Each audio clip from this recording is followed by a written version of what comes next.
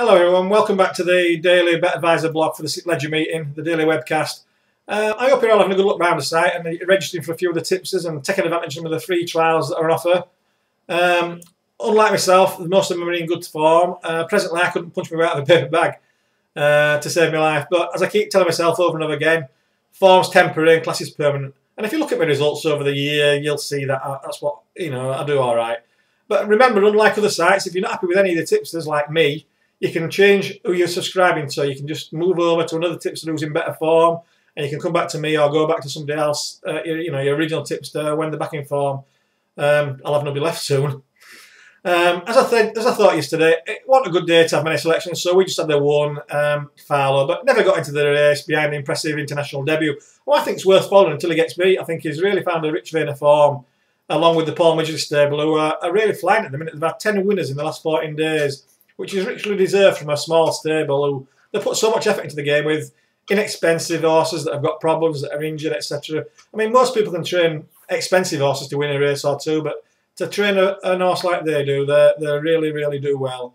Anyway, on to today's racing. It's been raining a little bit near me, about where I live, about 10 miles from the course, but it's going to be the same sort of going yesterday, maybe just a bit fresher going, so I'm good to quick, good to firm going, just slightly on the fast side. Today's racing looks a little bit easier than it did yesterday, hopefully, and I've got what I think is maybe 2 or 3 really good bets lined up today, so you need to read or watch this, and I think we're going to have a few winners today. The first race, it's a Flying Shoulder Stakes. It's a race for young, up-and-coming sprinters, or sprinters for next year. They're not quite top class yet, but they might get there, but they're too good for nurseries. It's not a race I get involved with. Too many horses closely matched, or they flopped last time on a recovery mission, like Requinto, who supposedly didn't handle the dead ground at York last time when he flopped badly when I fancied him. He were well weighted against older horses and flopped, ran pretty poor. If he comes back to that form, he'd have a chance, but he's best watched. I don't think there's much to choose between Burwaz and Lyburn Lad on York Run. I just think that Burwaz will probably better suited by this drop backing trip.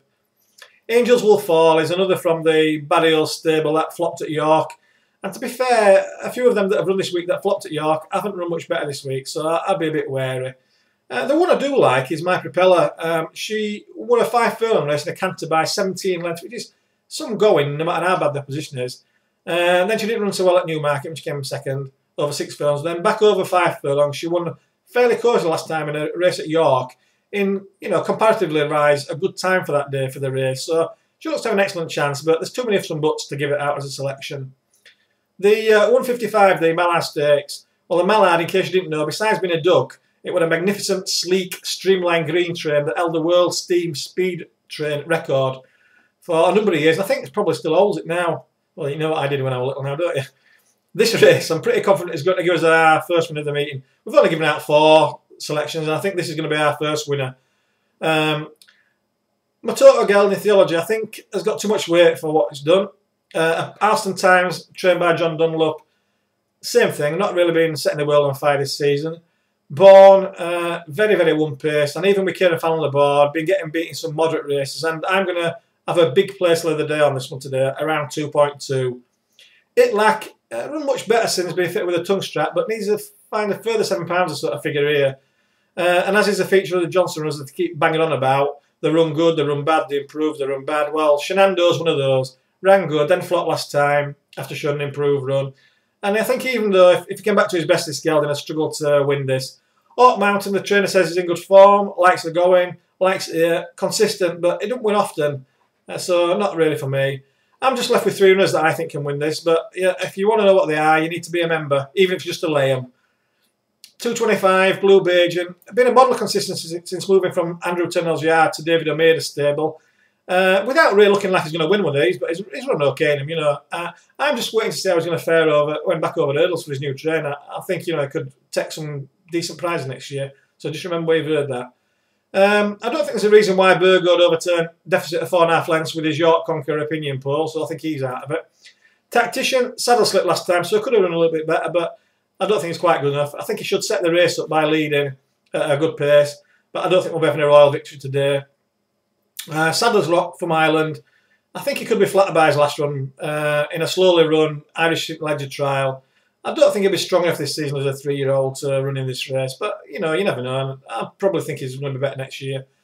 Matrice, as you all know, there's a big favourite a couple of weeks ago when I said he'd win. I said he'd beat the odds on favourite, which he did. And I thought that day we were giving a brilliant ride. And I think if adopting the same tactics today by kicking sort of mid-race, I think that he'll get the favourite in trouble. And I think that's the problem. The favourite is a dour stayer, and I think that it doesn't do anything quickly. And I think if a couple of these can get a break in him, I think he's going to struggle to get back to him. I think he'll be close at the finish, but I don't think he'll get to him.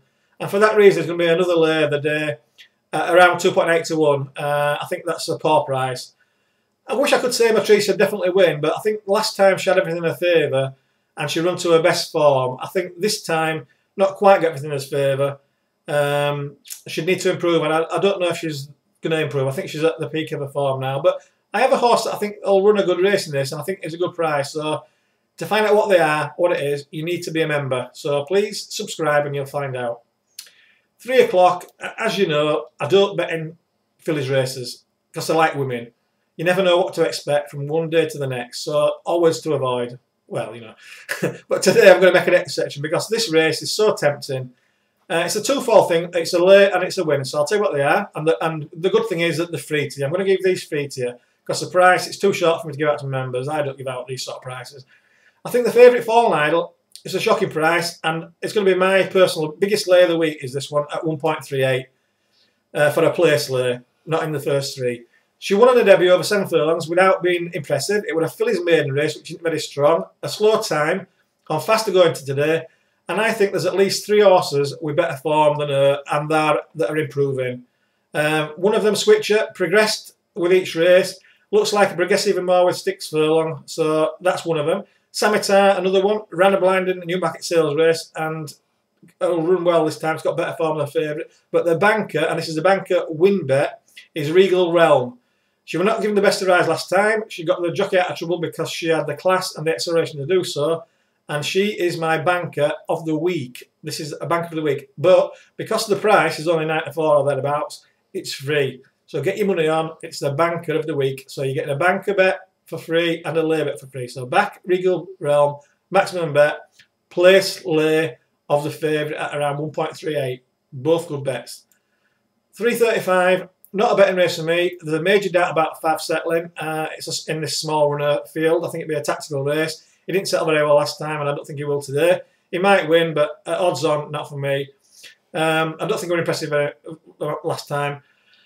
Going's not as quick, and I think he's favourite more by reputation of what he might be able to do unstable than what he has done. So not for me. I won't lay him, but I won't back him either. I think Mizwaj looked fat on his first run for stable, and I think that he'll come on a lot for that. Whether he'll beat the favourite, I don't know, but I think he'll give him a race. And I think that Hot Sugar progressed a lot from his first run. I think if he comes on some more again, he could be in the shake-up as well. So it's not an easy race for the favourite. 4.10. Remember this, as yesterday, it's a 6.5 furlong race, and that half furlong makes all the difference as it did yesterday from watching the races. I think they've been forced to run below 0 today because he goes up £6 from tomorrow. Nothing in his favour. The course isn't in his favour. He's got too much weight. He won't be able to dominate because he's been used to setting his own slow pace against, 7 furlong horses. These are 6 furlong horses who are a bit more fast, a bit faster. I don't think he'll be able to get his own way, and I think for that reason he's going to get beat. Canaf usually gets too far behind, needs everything to drop right then, and always looks like he could win if he'd have got a better run, etc. But he doesn't win. Not for me. Dock of the Bay never won over this trip so far. All his wins have been over a mile and 7 furlongs. So this drop back in trip, I can't see it suiting. Noble Citizen, I told you all he'd win when he won at Ascot, a good price for us. But I think today he'll struggle to confirm that form with Lutein Bell on these revised terms. And I think it's interesting that they've booked Lutein Bell, they've booked Richard Hughes to ride Lutein Bell, who needs holding up until the last minute, and he's the man to do it. Grissom, he'll struggle to win this. He's won here over course and distance, yes, but in a weaker race, he needs a stiff 6 furlongs, like Ponty where he won, or 7 furlongs now to show his best, and he's got neither today, so not for me. Faster, very hard to win with, consistent, well, not been running so consistently as lately, but fairly consistent, but not up to his best lately, and I don't think he'll win today. I've narrowed it down to 3 runners, but once again, you need to subscribe. So put your hands in your pocket, please, and become a member. You can always change from me, if you don't like it, and join. Right, the 4.40. I think even though Millard's a course and distance winner, it was a bit disappointing last time. I know the saddle slit, but, I don't think this saddle as well as Gelding is good enough today.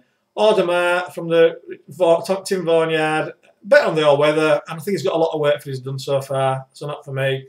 Art History is another one. Better on the all weather. Dunbar, and I think ran a shocker last time, and I think probably were more expected. So he's maybe thought better of at home, but he's not showing it yet. And until he does, you can't really back him. Beaten up, not for me at the prices. It was a moderate race. He won on his debut in April, and he's been off since then. So maybe something wrong. So you know, he'd have to be really at his best to win this. But I've narrowed it down to just 3 runners I think can win. And once again, unless you already have, which I know you will have done, you need to subscribe, be a member, and you'll find out what they are. Cheers.